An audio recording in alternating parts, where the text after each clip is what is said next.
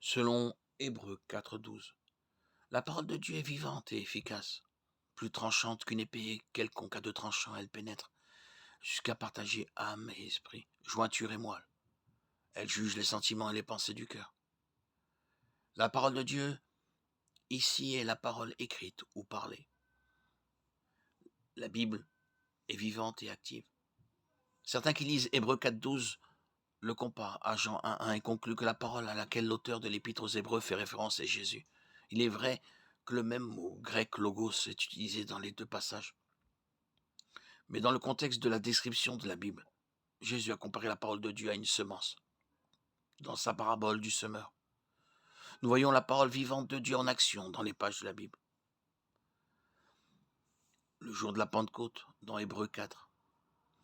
Il s'agit probablement d'une référence générale à tout ce que Dieu a dit et ensuite écrit. Le passage utilise la personnification, bien sûr, mais l'accent est mis sur la parole écrite et le pouvoir divin qui l'accompagne, celui de juger. Si nous supposons que la parole est le Christ dans ce passage, nous avons une comparaison maladroite de lui avec une épée, une métaphore qui n'est utilisée nulle part ailleurs dans la Bible.